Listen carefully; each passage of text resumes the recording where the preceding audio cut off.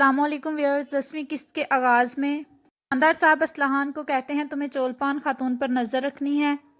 آلیار کو کہتے ہیں تم اورال کو سنبھالو گے۔ باتوحان یہ سب کچھ سن رہا ہوتا ہے۔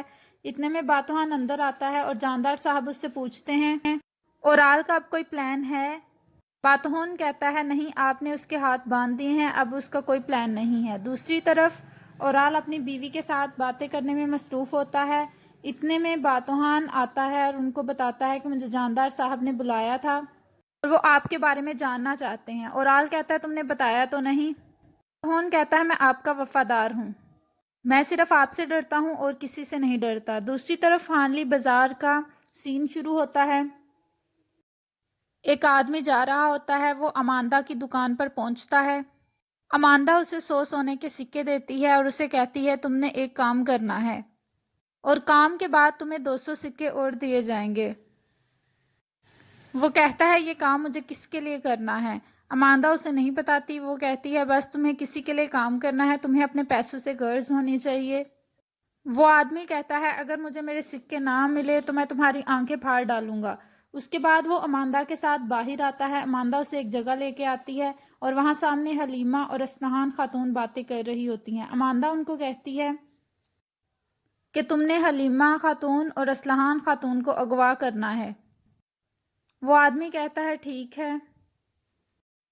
باتوحان وہاں پہ کھڑا یہ سارے مناظر دیکھ رہا ہوتا ہے۔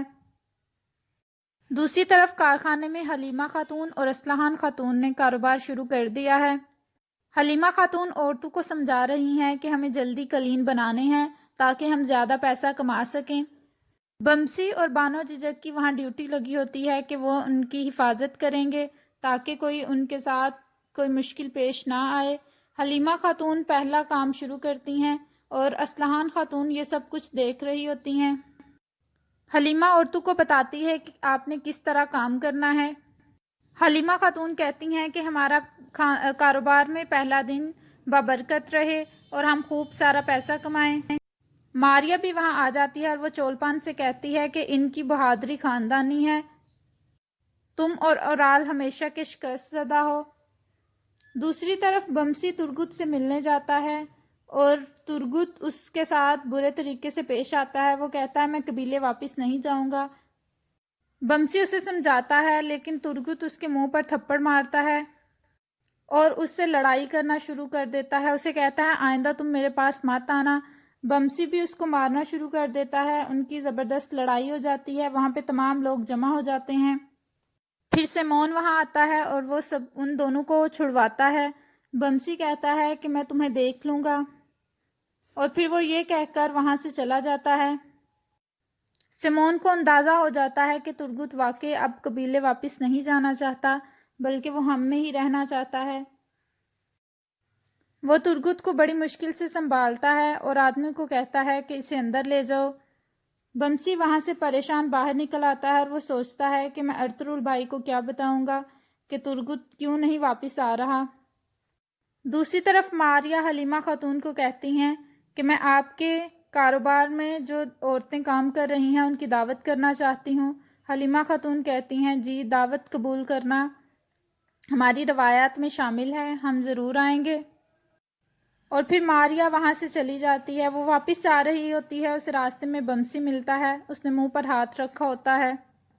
ماریا پوچھتی ہے ترگت نے کیا جواب دیا؟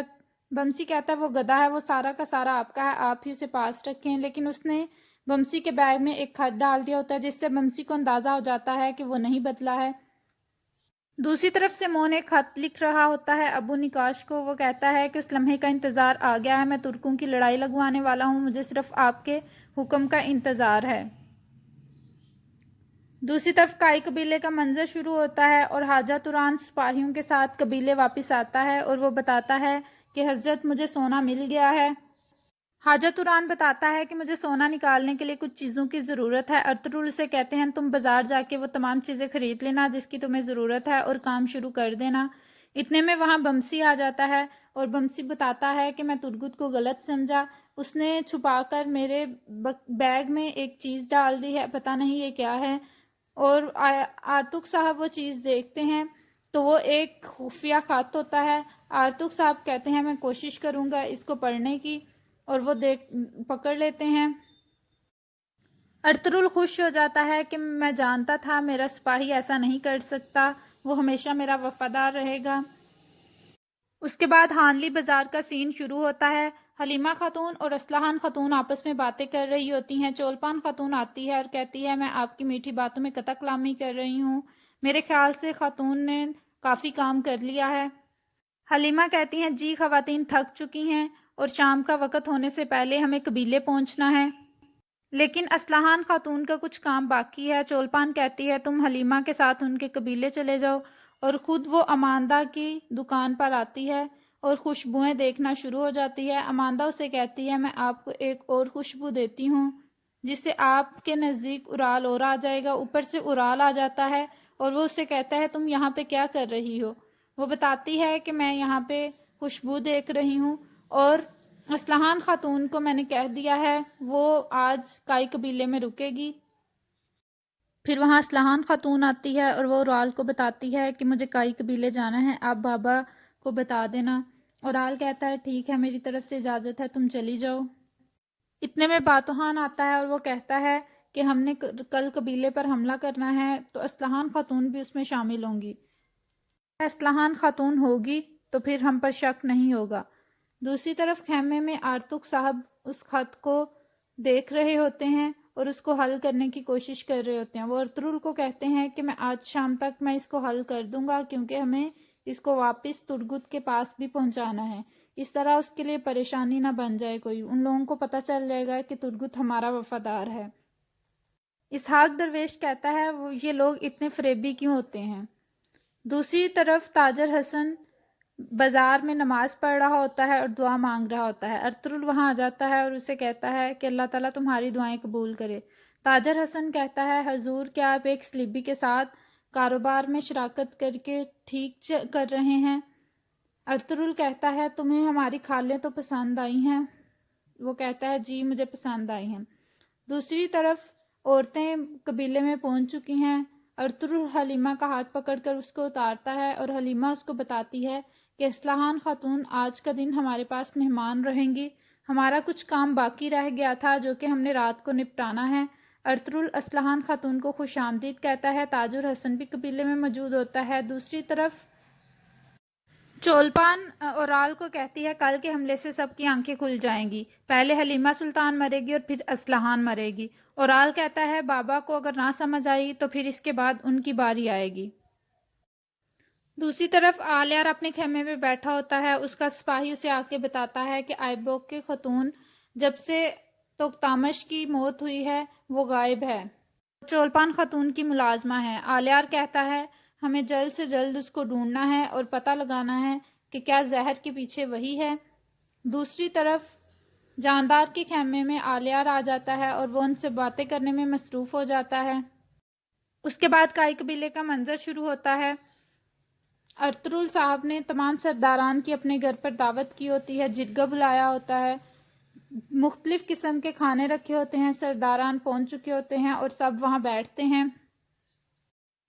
ارطغرل ایک گوشت کا ٹکڑا اٹھاتا ہے، اس میں سے تھوڑا سا اتارتا ہے اور باقی ٹکڑا تمام سرداران کو پیش کرتا ہے اور وہ کھانا شروع کر دیتے ہیں۔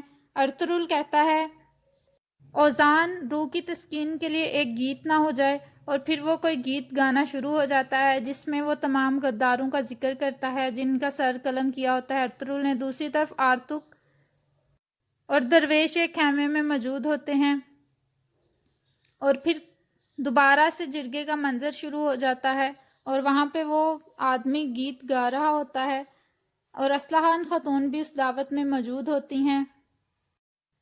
وہ ارطغرل کے لیے ایک ان کی بہادری کے لیے نظم گا رہا ہوتا ہے اور تمام لوگ جن کا سر قلم کیا ہوتا ہے وہ ارطغرل کی نظروں کے سامنے آ جاتے ہیں اور ارطغرل مسکرا دیتا ہے۔ دوسری طرف حائمہ خاتون اسلحان سے پوچھ رہی ہوتی ہیں کہ کیا تمہارا کہیں رشتہ طے ہوا ہے؟ تم ایک خوبصورت لڑکی ہو، تمہیں ابھی تک کوئی جوان پسند کیوں نہیں آیا؟